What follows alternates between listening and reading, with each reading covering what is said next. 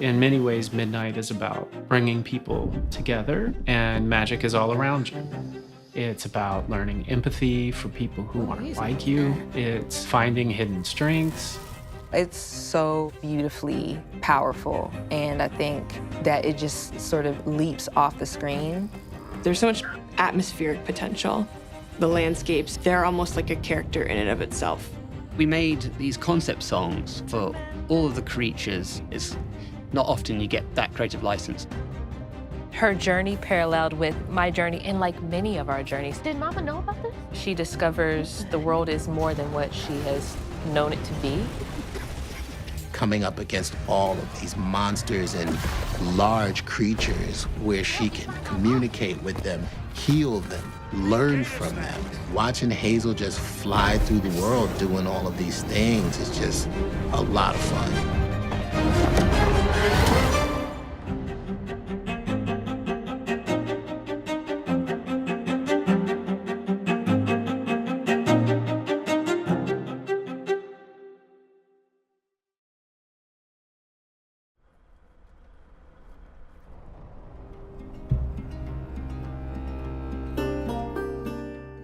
So when I was a kid, I spent a lot of my free time after I had exhausted all the books I wanted to read, exploring sort of all of these abandoned farms and forgotten places.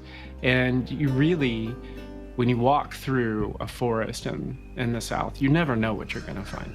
Now, as a kid, I would already be, I would already be at the backside of this little swamp. Finding plants like wild grapevines that were so thick and so gigantic, you didn't have to climb them. Mysterious buildings, and they seem to have never served any purpose at all. So you wonder, what was this for? Why is this here? Where did these people who built it go? What happened? It doesn't take too long before the accumulation of mysteries demand an answer.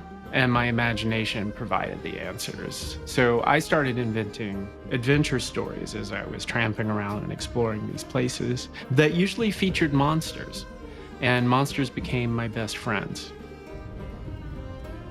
That exhilarating sense of discovery, never knowing what you'll find, this sort of thing is what I wanted to create in a game. The genesis of Midnight was my desire to create a love letter to the South.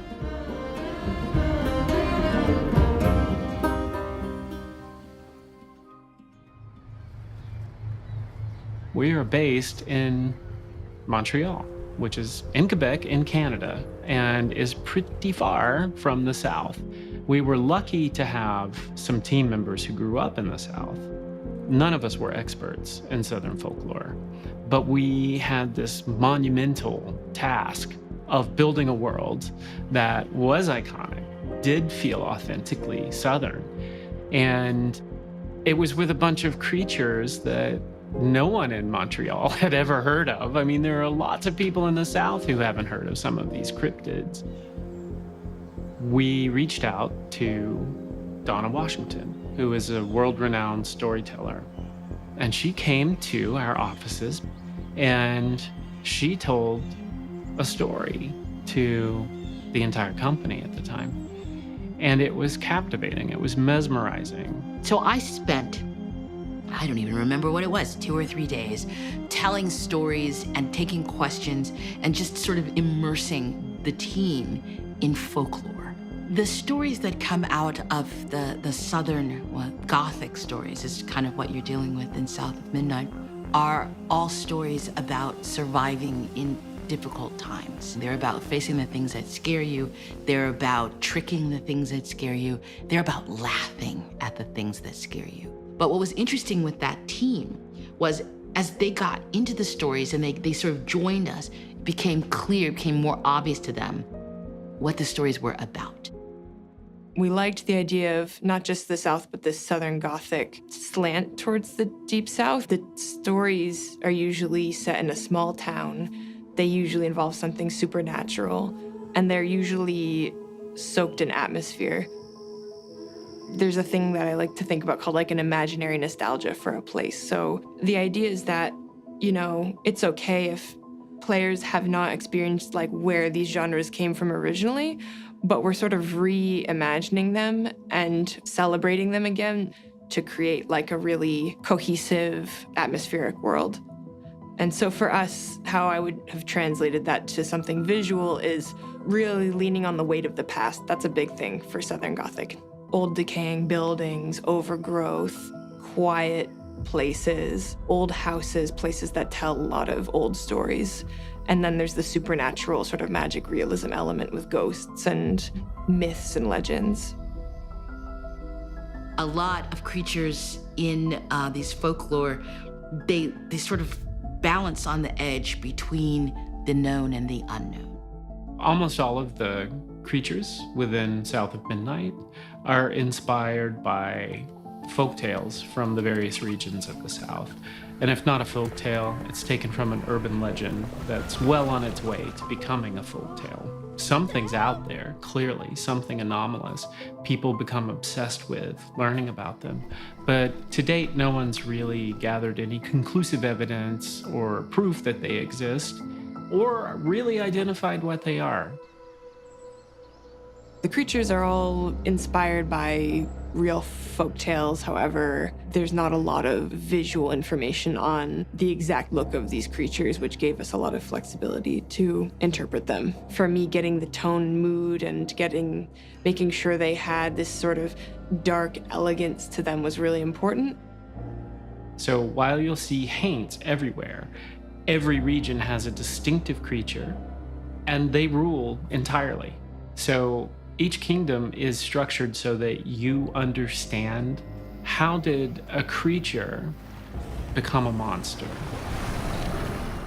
The sort of variety of creatures that we have in South of Midnight is really cool. The creatures and just sort of like the wild embodiment of like nature, but also human anxiety is very interesting. But also like human errors and challenges and the ways that we hurt each other sort of manifest as creatures as well.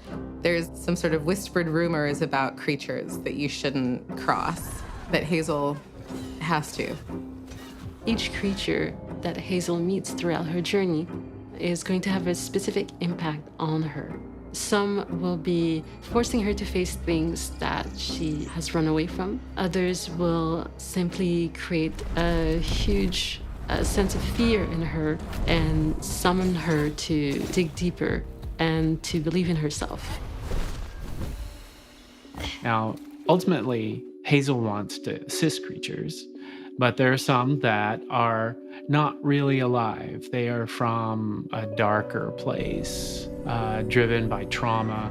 They want to feed on guilt and fear. And these creatures she has to destroy. But the creatures with human souls, she wants to help. Magical realism is part of the vision for South of Midnight. Magic is real. Monsters are real. The unexpected can happen at any time.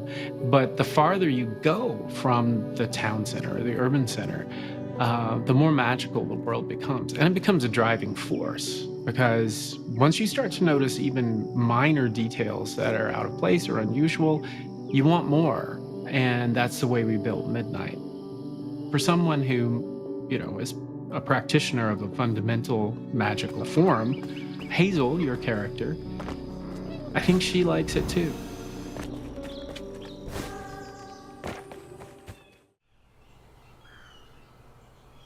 I think if you're making a game set in real locations, you have to go to those locations as much as possible to sort of pick up on the vibe of these places. So in that spirit, I devised 2 week-long excursion/research trips to the South for all of the directors. Because South of Midnight is set in a sort of twisted alternate version of the Deep South where we use different landscapes that are iconic to the Deep South. So we went to the Appalachians, we went to the swamps, we went to New Orleans, we went through the Delta, and South of Midnight has a bunch of archetypal locations from the Deep South. Hazel Flood, our main protagonist, she gets projected into this sort of folkloric version of the Deep South. We have the swamps, we have the Delta, we have the Appalachians, and we have an area that's inspired by New Orleans. The landscapes they're almost like a character in and of itself in the game.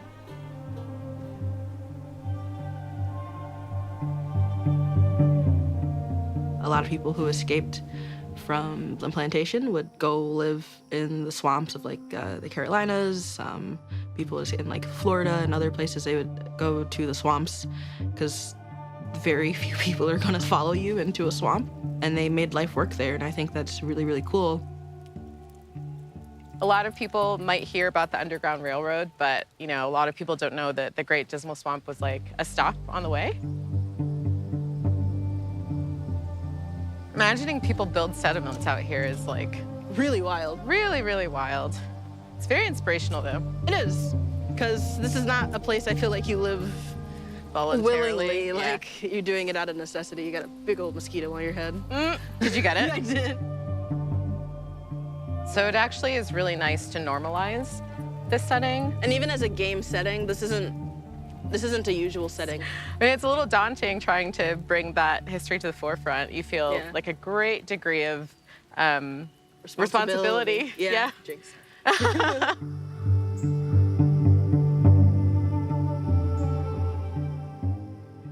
I like to make worlds that people might be familiar with in some way or another, but they might not realize they are, and twist them and sort of celebrate them. And I feel like we don't give players enough credit for wanting to see new worlds. So as we're going through each of these locations, we're going to be introduced to a new creature, a new person. We get a really interesting look into what's happened to them and what we can do to possibly help them. So that mood is then going to expand out into the environment. So we have a central theme. How can we reflect that in the environment? Is it going to be dark and gloomy? Is it scary? If so, it's going to affect the time of day. If it's something a bit more cheery, we can have that happening in the morning. The artists on our team have done such an incredible job really fleshing it out and making sure that the biome they're given really feels like that biome. And I would encourage people who are playing the game or watching gameplay to just look around and see what type of vegetation is there, what's on the ground, what materials, are you walking over. Just look at the animals. Like, there's so many little details to make you feel like you're in the Deep South. I wanted to try and ground the game in the Deep South by establishing very authentic soundscapes. And we did that by employing Andy Martin to go actually into the swamps of Louisiana and record over the course of 6 months, I believe, at different times of year, to capture the sounds of the South and the swamps. And we also worked with Thomas Rex Beverly to get sounds of the Kentucky mountains and Tennessee landscapes and soundscapes.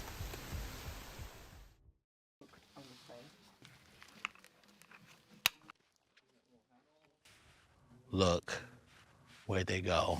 Here, sheath. Because this game is so very specific, Hazel being from the Southeast, Hazel being an athlete, being a track star. And I wanted the intricacies of those things to really pop out in Hazel. And it's the type of subtlety that really brings a character to life. Hi, hon. How are you? I'm ready to go. Cool, let's rock. Both Adrian and Nona, who play Hazel, have strong ties to the Southeast. Cool, so this first line, we're just gonna do 3 in a row, and this is you walking up to Beau's house. You had to grow up too fast. Nice. When I first seen a picture of Hazel, I was like, oh my gosh, that could really be me. Just her facial structure resembled mine. So what I did is I dressed exactly like Hazel in my audition, and I had fun with it. It's a mug, I'll clean it up. Jeez, your great-grandmother made this. And you never told me that. And I would say that some of the details that I really hone in on is the accent. Oh my God, who would do that to a kid? My family's from North Carolina, so I had a background of what that accent would sound like, and then I had a little bit of training to help me with just to really precisely place it where it needed to be. And then with her attitude, I just gotta make sure I am in a spunky, ready pace. You know, she has sassiness, she has a modernness to her, but she's also respectful of her elders. She's also very empathetic. She's very driven, competitive. And I remember just feeling so connected. Her journey paralleled with my journey and like many of our journeys. This story centers around a young Black girl, so I couldn't help but be just in love with that idea. And I think Hazel in the writing and the way that she's designed, it's so beautifully powerful. And I think that it just sort of leaps off the screen. And the way that she speaks and carries herself, the way that she allows herself to be vulnerable and scared and confused and unprepared, I think is something I'm really excited that we get to follow in this story and her story. Shaking bones. The handcrafted style is applied into everything. There's something soulful about that, and I think it resonates with a lot of people, and it felt really appropriate for this deep South, a Southern Gothic dark fantasy to have this sort of organic, natural touch to the style. Boo, what? Yeah, I saw you jumping. We had to figure out a style where things are exaggerated, there's little thumbprints and imperfections, and everything kind of has this sort of twisted feeling to it. So we went and visited this stop-motion studio in Montreal called Clyde Henry, and they have a really special style that has this sort of dark, twisted eeriness that was something we wanted for South of Midnight, and we actually looked at their maquettes and looked at how they were made, and then the artists went back and we had to create techniques to reverse engineer how things are actually made by hand. Yeah, everything from the foliage to the props to the buildings to the characters, they all have a handcrafted look to them. Maybe I could help bottle up the paint. So I'm the last person left here. So the animation style is just stop motion. So a lot of the narrative of the game is that you have Hazel, who is, while searching for her mother, coming across a number of people in the world who have gone through things. They have experiences. Everyone's got something that's made them a little rough. And while she has the power to weave and heal these sort of things, there becomes a sort of understanding of people's imperfections, those experiences that they've had, sort of define who they are as a character. It's nighttime, you can leave, but they're starting to go banging on door to door to each house. And so the stop motion treatment gives us the opportunity to bring in those little moments of friction, of imperfection, individuality. You feel it in the animation, you feel it in the motion, you feel it in performances, and that matches what you feel in the narrative and the relationships you have with characters. One take. Yeah. Hazel is coming into her power. She's a young woman who, through this adventure, finds the true nature in herself as a leader. She finds her magical powers. She's awakening to a world of possibilities she did not know existed. So the main character that you control, Hazel, is a weaver. She's inseparable from her weaver abilities. All of them are calculated to make you more aware or continuously aware of how the weaver sees the world and how she can pull from the world to traverse in extreme ways that normal humans simply can't do. The most important metaphor about your abilities as a player is the perception of trauma in creatures. You can see it. It's like a cancer. So the ability to weave is you can take these big masses of dark energy and release it from each other, release it so the good can get in, so the good can thrive. That's what I love about Hazel Flood is the things that she's doing are all a part of healing and helping others. It's inspired by textiles and crochet and knitting, and we wanted to sort of take back this, which is traditionally considered more of a feminine art, and make it this powerful, beautiful magic. And we wanted it to really feel like this is how she does magic, is by manipulating these tangible strands. And And the look of them was very much inspired by lace. Lace is very Southern Gothic. It's this like supernatural, living, sort of sentient material.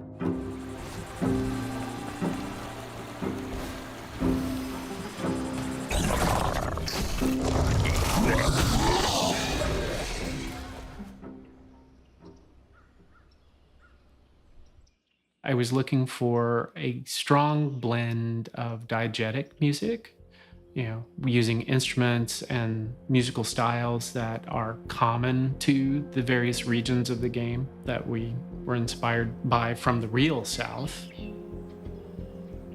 I remember David coming back from a trip to the South, and he had this epiphany. He told me that he wanted the action to equal musicality. Right. And I was very intrigued with this creative direction. I was like, okay, how do we do that? After knowing we needed action equals musicality, we thought of Olivier de Rivière, because he, not only is he a great composer, he's also an amazing interactive music specialist. We wanted the music to be very much involved into the world in itself and illustrate the world as much as capturing what the player is doing moment to moment. It goes like ba ba ba bang bang bang. But the more we're talking, the more I understood why they reached out. They didn't ask me to be like, okay, do a perfect blues, do a perfect, like bluegrass music, do a perfect country music. It was quite the opposite. It was more like, okay, take the flavor of this, but make it your own. Take it to another land. There was something from the South, which is songwriting.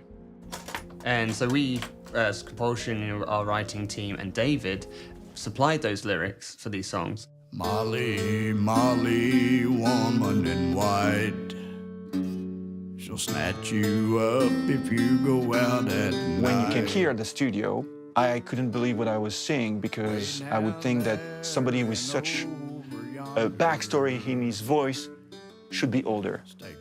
It's something that's sort of in your soul, I guess, from the time you're born. I always said I'm kind of a, 25-year-old man in a 60-year-old body, It was important that it feel real. It's performed by people from the regions where the music is played or where the music originated.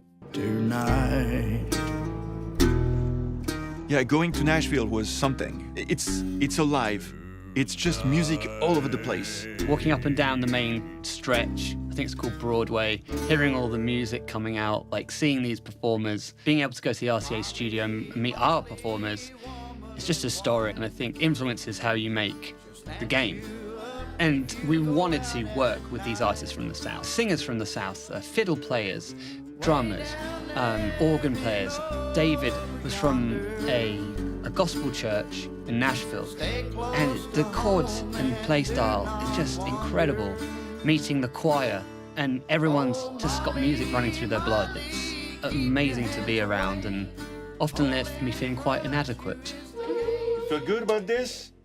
All right, let's try that. Last night under... You're singing as the character. So you need to wear this sort of, persona that is not you, and you need to perform as this persona. So it's always magical when it happens, because the first takes, it's like a little bit, timid, a little bit like we don't know. And then I start to push and push and push and push. Mama will be there in the morning.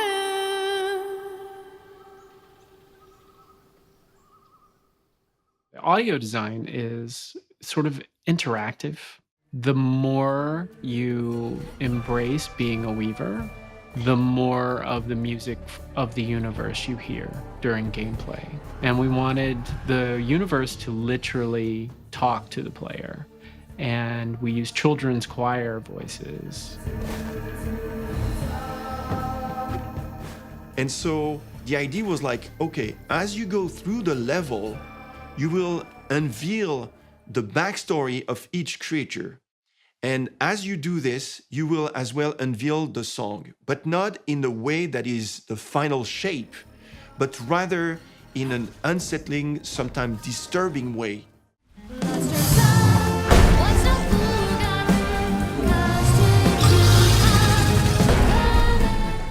There is this entity that is very evil, and we said, okay, this is completely out of the scope of, let's say, guitars, banjo, all of this. This is like massive, and it can take over, yourself. So we were like, we need something that is completely different and something that is impressive. And that's why we picked up an orchestra for those moments.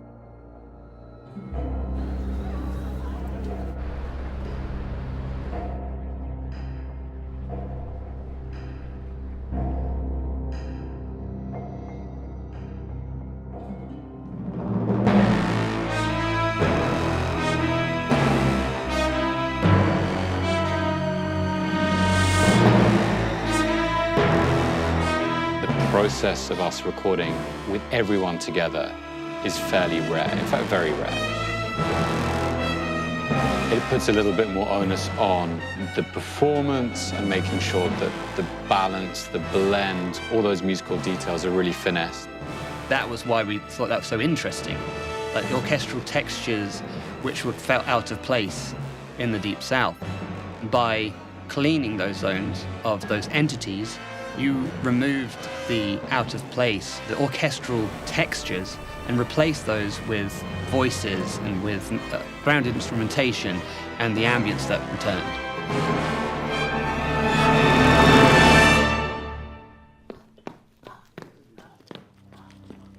Like, because it's more like he's putting me down. I guess he has me at the waist. She's like, yeah. She's like this, so she just exaggerated more. Let's do one more. Yes, sir. Yes. Good look. Knees up.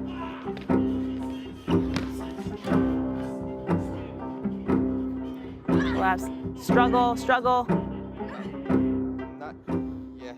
The challenge is really the fact that a character like Hazel in a game like this hasn't really been done before, and it hasn't been done in a way that really brings to light what it is like to be a young Black woman in this time period with these challenges and the complexities that come with that. I mean, when I think about how many games are set in the South with a strong Black female lead, I don't recall that many. That in itself shows how important this is. I think it's really cool that a little Black girl could cosplay Hazel with the hair that's growing out of her head. It's nice to see yourself reflected in a piece of media and not in a way that feels stereotypical or inauthentic. Like Hazel, we can be weavers, we can be fairies, we can be magic users. We can do a lot more than just, I think, what people assign to the South. We hope that one day you'll be able to play a character like that. But it's really important that Hazel's story is relatable to a lot of different people. Like, I think you don't have to also be like a Black woman to understand and relate to Hazel. She's battle ready, but then she's also, opening up to her inner child. And then it gets really dangerous at other times. She's kind of doing a little bit of it all. I think it shows how expansive this world is. Whether these people are humans or they're a giant necrotic alligator, all of these creatures are worth helping, and helping in the way they want. Beautiful. Well done. I think that's just a really strong message that there is a power in healing. We can actually heal through our pain. And it's a journey of finding empathy for those who seem like they shouldn't receive any at all. I think that's really important. I think that's something that makes this game so important and so unique.